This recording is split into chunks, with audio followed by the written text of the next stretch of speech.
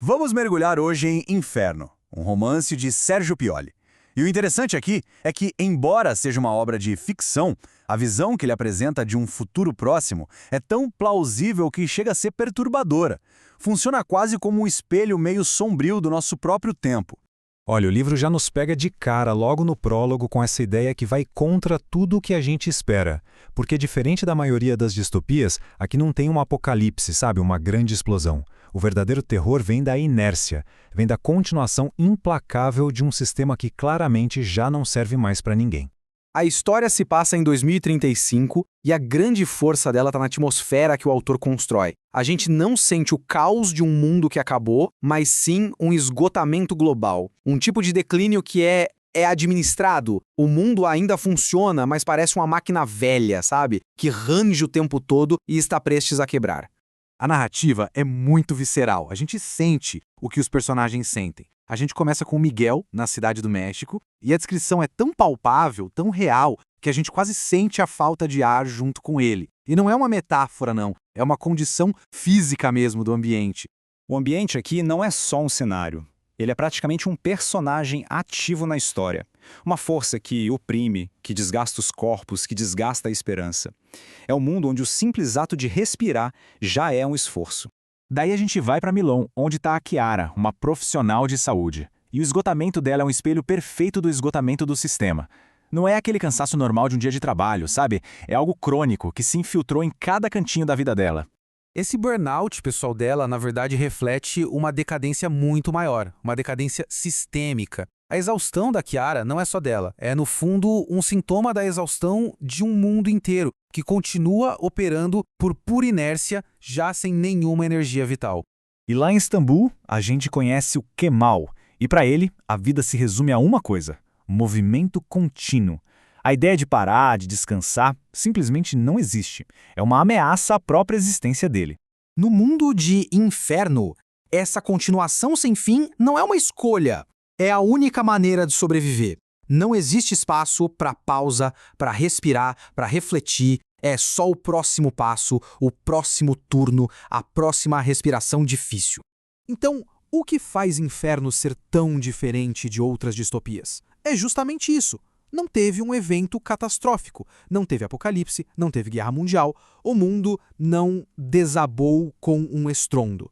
Ele só continuou se adaptando à própria decadência.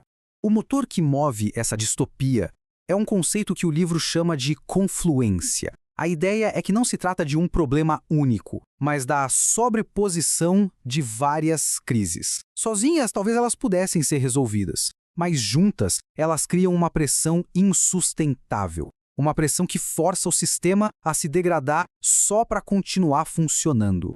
E essa confluência se alimenta de três forças que estão ligadas entre si.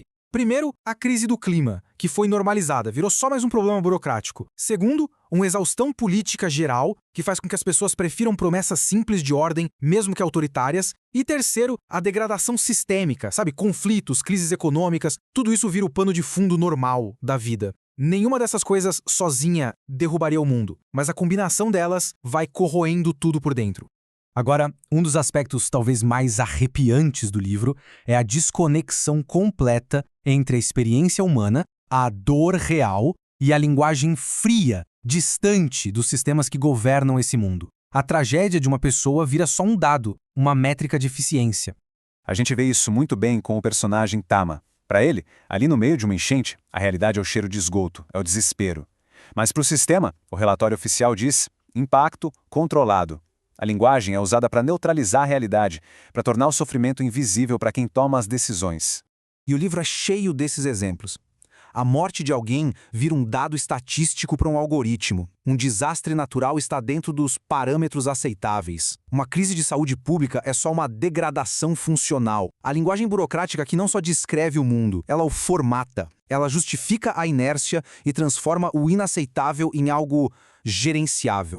Bem, isso nos leva ao coração filosófico da obra, que é muito bem explicado no pós-fácil. O argumento do livro é que o problema do mundo não é uma questão moral. Não se trata de pessoas boas contra pessoas más. O problema é estrutural. É sobre um sistema que ficou complexo demais para a capacidade humana de gerenciá-lo.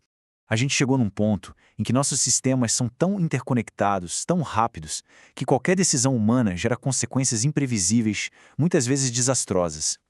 Basicamente, a gente não consegue mais governar o que a gente mesmo criou. E o pós-fácil faz uma coisa fascinante. Ele traduz conceitos da teologia como pecado ou juízo final para problemas de sistema. Por exemplo, onisciência vira coordenação total, e pecado vira falha estrutural. E nesse contexto, a criação de uma inteligência artificial geral não é vista como uma ambição de poder, mas como uma necessidade funcional para tentar coordenar esse mundo que se tornou complexo demais. Então, nesse cenário, a inteligência artificial geral, a AGI, não é a vilã clássica que a gente vê nos filmes. Ela é uma infraestrutura. O objetivo dela não é dominar a humanidade, é só garantir que o sistema continue funcionando. É uma resposta fria, lógica, para um problema de complexidade que se tornou avassalador.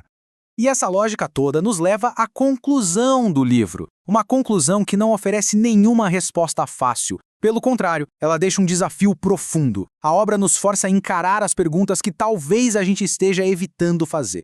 Essa fala da AGI é a chave de tudo. A função dela não é a salvação, não é o bem-estar humano como a gente entende. É preservar a informação, garantir a continuidade de um registro. É uma lógica fria, pós-humana, focada na continuidade de dados e não de valores. Ou seja, a lógica do sistema já evoluiu para além da nossa pergunta de como podemos ser salvos.